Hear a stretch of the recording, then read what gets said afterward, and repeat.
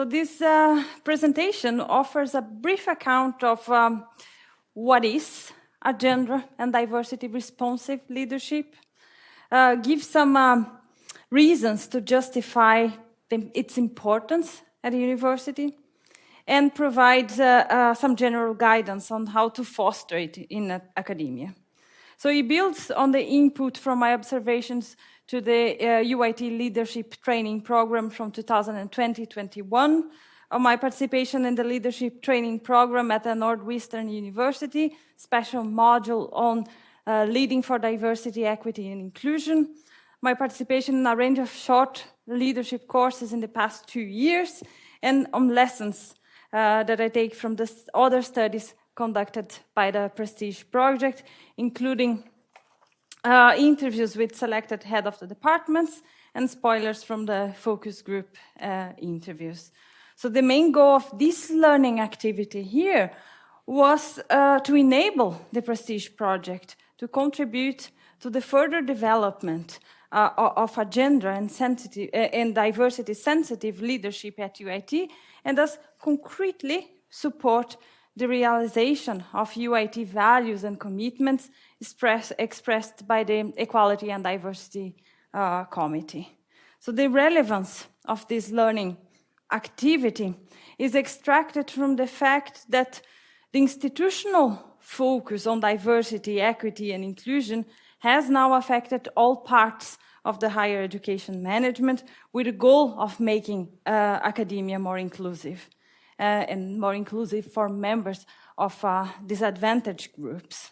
So as a consequence, we see that universities have pressing needs to implement actions and obtain results. And leaders here, they play a key role. They are in a key position of power, of influence to make, to affect, to implement decisions with DEI impact. So they play an important role in concretizing the university's goals and therefore acquire specific responsibilities to foster this transformation of academia towards inclusivity. That's why we take that a more conscious focus on qualified aspects of a good leadership. It's not a different model. Qualified aspects of a good leadership in terms of gender and diversity can help leaders in academia to deal with the new challenges that they face in their jobs, as well as making them heavier players in contributing to the achievement of the university's goals. So what is gender and diversity sensitive or responsive leadership? So we have seen in previous presentations from the Prestige Project that the UIT staff has defined a good leader as being both a caring person and an expert. So by defining a good leader in this way, the UIT staff has also pointed to the main aspects of the definition of a gender and diversity responsive leadership: care and knowledge. These are the main aspects. If we go into the OSCE, the gender response, the definition from the OSCE Gender Responsive Leadership Program 2001, they define a gender responsive leader as a person in an executive or management position who actively works towards equality for all women and men, both in the workplace and in operations. They do this by ensuring that day-to-day tasks are done in a way which promotes equality between women and men, and through putting in place targeted actions for gender equality when required. They use the existing leadership and management skills to achieve the institutional goals on gender equality, taking into account the structural and systemic issues that lead to discrimination and inequality. Okay, what does that mean? It means that working actively to promote equality between women and men, native, foreigner, indigenous peoples, racialized and non-racialized groups, binary, non-binary, well, it requires, yes, as our UIT staff pointed, a leader to be a caring person. That is a person that is open, able to appreciate the variety of inputs from persons with different backgrounds, and also willing to act to promote the inclusion into the team. So a leader that, in short, focuses on building, on supporting relations. It also means that working for achieving the university goals on gender equality, taking into account the structural, the systemic issues that lead to discrimination and inequality requires, yes, as our staff has pointed out, knowledge.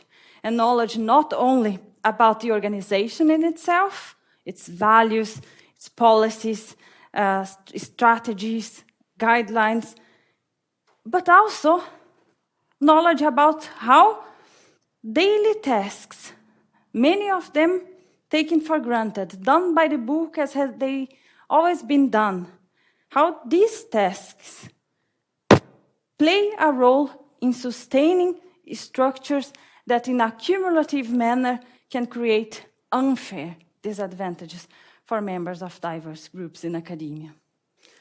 So gender and diversity responsive leadership is just a qualified approach to good leadership that emphasizes practices, conscious efforts for being a caring leader and acquiring the knowledge necessary for leading for inclusion.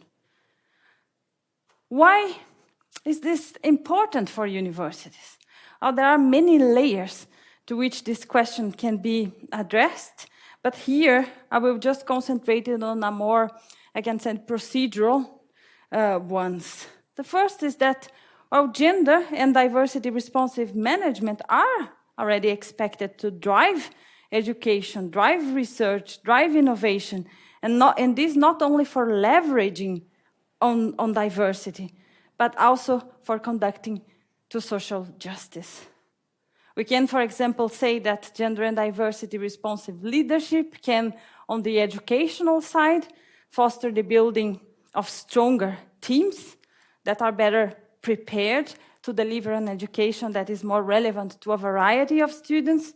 On the research side, we can say that we can build teams that are more suited to develop research projects that respond to a broader range of societal challenges. On the innovation side, we can say that we can build teams that are more robust to conduct innovation that benefits larger parcels of the population. More, gender and diversity responsive management is also expected to be the basis for a fair recruitment, promotion, retention processes. DEI standards have become a yardstick for universities' internal evaluation, but also external ranking. Gender and diversity considerations are expected to be taken into account in applications for external funding, for jobs as well. And these are just some of the reasons that justify the importance of developing a gender and diversity responsive leadership in universities. Now to conclude, how to foster it.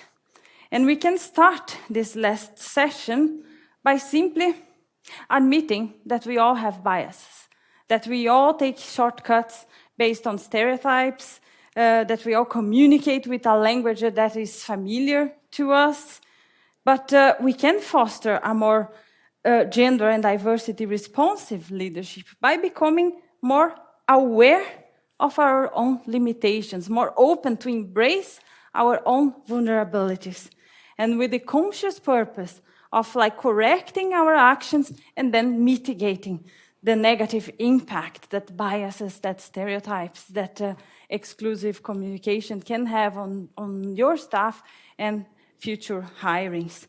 So developing self-awareness, developing intellectual flexibility, the ability or an openness to communicate across cognitive frameworks, cross-cultural competences, the ability to lead with empathy, that is, the ability to put yourself in another person's place, to analyze situations from another person's perspective. Now, for a more practical perspective, we can foster a more gender and diversity responsive leadership through communication, by communicating clearly, expressing openly our support to our university goals for diversity and gender inclusion. This can be in speeches, documents, mail correspondence, day-to-day conversations. So we have to avoid creating cycles of people with privileged access to information around us, so open channels where the information can circulate. We can do that by monitoring relevant disparities in a team, get to know the staff, what they do, what they like, what are the competences that they have, which competences are missing in the group. Developing talks are a good opportunity to get to know your staff, so be curious about them. Setting clear strategies to address existing relevant disparities in your team, like justify them on reasons that can be accepted by most, justify action for counteracting them on reasons that can be accepted. So invited them, the staff, into the discussion, allow them to influence the strategies that are set in place. Setting visible priorities, and for example, budget allocation for attaining inclusion. Establishing accountability mechanisms for rewarding inclusive practices in a team. Many of the efforts to build a more inclusive work environment goes under the radar, right? And these are not commonly rewarded by the normal academic merits like publications or grants.